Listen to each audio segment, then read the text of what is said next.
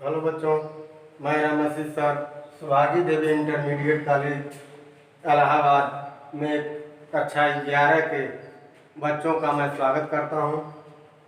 कक्षा 11 के बच्चे आज इस ऑनलाइन क्लास में हिंदी विषय को देख सकते हैं।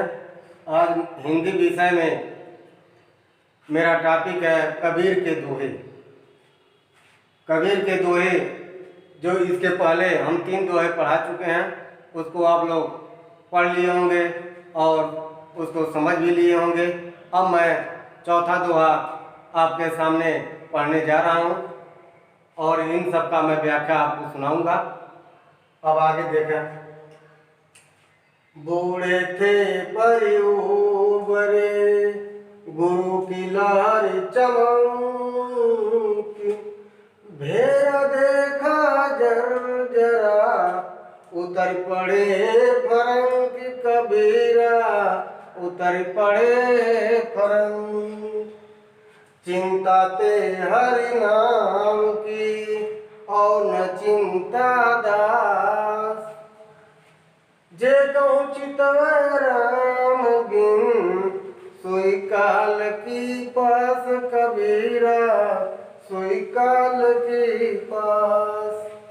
तो करता तू भया, मुझ में रही न हूँ, बारी फेरी बन गई, जिद देखूं तित तू कबीरा, जिद देखूं तित तू। कबीरा सुता क्या करे, काहे न देखे जाग, जाके संगत बिछोड़या, ताई के संग लाग कबीरा, ताई के संग लाग। अब देखो बच्चों, बूढ़े थे पर उबरे, गुरु की लहर चमक, भेड़ा देखा जग जरा, उतर पड़े फरंग। देखिए, बूढ़े थे पर उबरे, बूढ़े का अर्थ होता है डूबना, यानी डूबे थे पर उबरे लेकिन बच गए, उबर गए। गुरु की लहर चमक, कैसे बचे, कैसे उबरे? गुरु की लहर चमक, जब मुझ पर गुरु के तरंग रूप, ज्ञान रूपी तरंग का प्रकाश आया, जब मुझ में गुरु के ज्ञान रूपी तरंग का प्रकाश आया, तो मैं क्या थे, तब क्या हुआ, उबर गए अर्थात बच गए। फिर एक बार मैं डूब गए थे, मैं डूबे थे, लेकिन जब मुझे गुरु के तरंग रूपी प्रकाश मिला तो मैं क्या किए, उबर गए, बच गए। भेड़ा देखा जग जरा, उतर पड़े फरंग। भेड़ा का अर्थ होता है बेड़ा अर्थात नौका। भेड़ा देखा जर्जरा, जब मैं नाव को जर्जरा अर्थात टूटी फूटी, जीड़ सीड़ देखा, उतर पड़े फरंग, तो मैं तुरंत एक बैर उस बेड़े से, उस नाव से कूद पड़ा अर्थात उतर गया। फिर यहाँ नीचे देखें, भेड़ा देखा जर्जरा अर्थात जब मैं इस काया रूपी शरीर को जर्जर देखा, इस शरीर को जब मैं जर्जर देखा, उतर पड़े फरंग, तो मुझे जब ज्ञात हो गया यह शरीर नश्वर है, तो मुझे इस शरीर से मोह समाप्त हो गया। फिर एक बार, जब मैं डूब गए थे, तब क्या हुआ,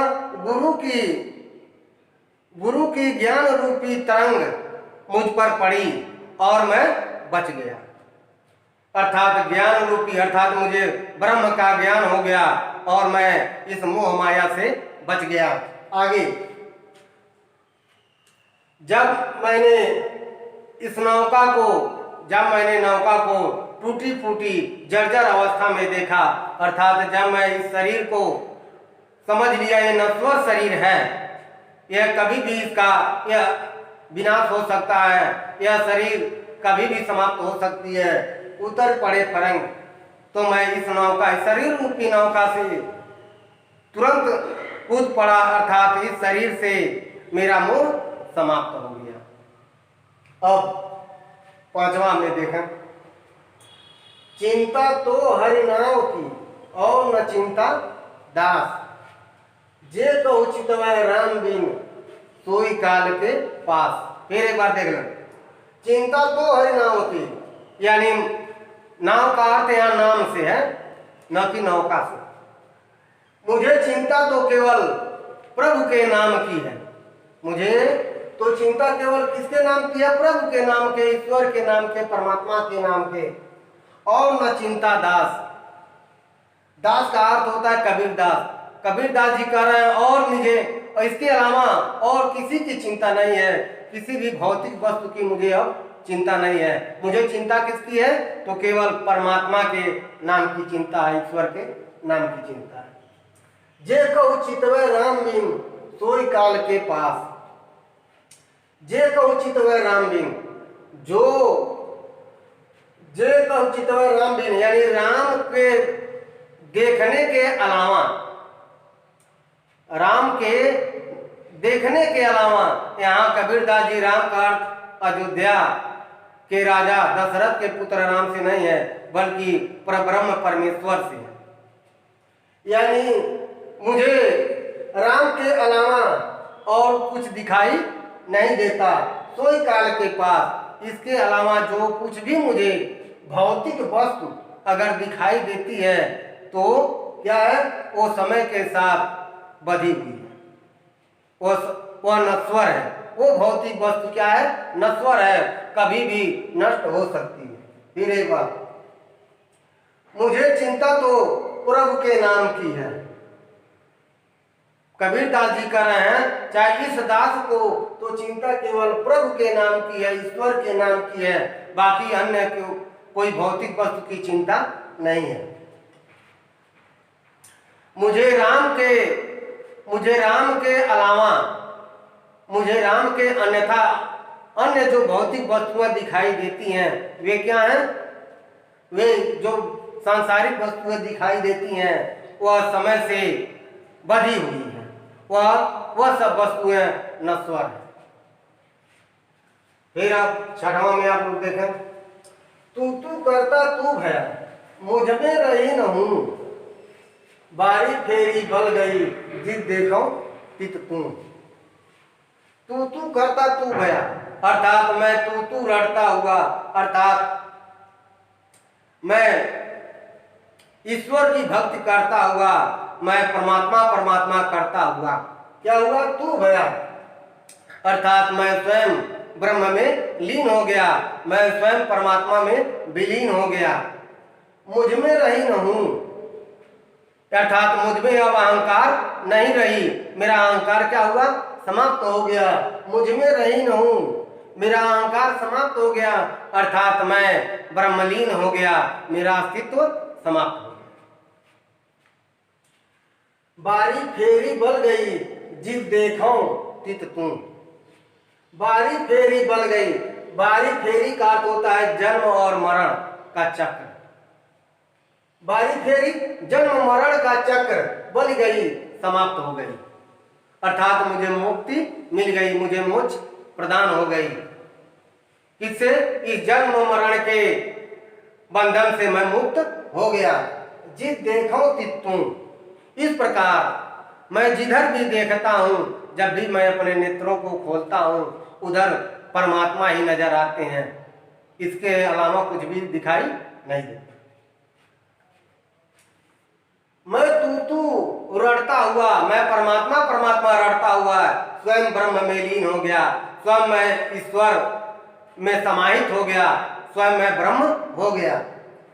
इस प्रकार मुझ में कोई अहंकार नहीं रही, मेरा अहंकार समाप्त हो गया।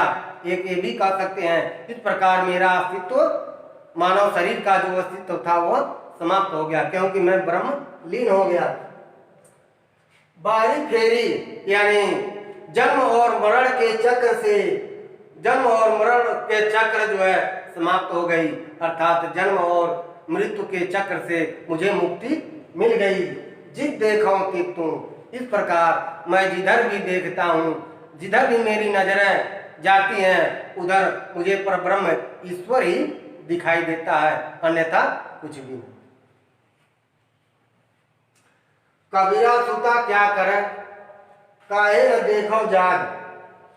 कबीरा सुता क्या करे, काहे न देखो देखे जाग। जाके संग ते बिछुड़िया, ताही के संग लाग। फिर कबीरदास जी क्या कर रहे हैं कि तुम अज्ञान की निद्रा में सोए हुए क्या कर रहे हो, सुता क्या करें। कबीरदास जी कह रहे हैं कि तुम अज्ञान की निद्रा में, अंधकार की निद्रा में, तुम अज्ञान बस तुम क्यों सोए हुए हो, तुम कैसे सो रहे हो, काहे न देखो जाग। इस प्रकार तुम जागो, इस प्रकार तुम जागो, अर्थात परब्रह्म परमेश्वर का ध्यान करो, यानी ईश्वर का ज्ञान प्राप्त करो। हो गया। जाके संग ते बिछुड़िया, ताही के संग लाग। जाके संग ते बिछुड़िया, जिसके संग से तुम अलग हो गए हो, उसी के संग लग जाओ। यहाँ ऐसे भी है, क्योंकि इतने से आपका व्याख्या नहीं होता। जाके संग ते बिछुड़िया, ये जो जीवात्मा है ये परमात्मा का अंश है। जब हम जन्म लेते हैं तो उससे अलग हो जाते हैं, वही बात कहा जा रहा है। जाके संग ते बिछुड़िया, उस परब्रह्म से ये जीवात्मा जो अलग हुई है, ताही के संग लाग। फिर ये इस शरीर से मुक्त होकर ये जीवात्मा फिर ब्रह्म में लीन हो जाए, फिर परमात्मा में विलीन हो जाए। यही बात इसमें कही गई है। फिर एक बात कबीरदास जी कह रहे हैं कि कबीरा सुता क्या करे।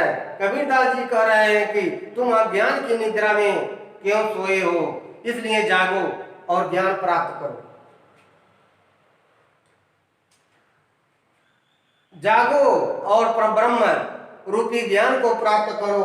क्यों?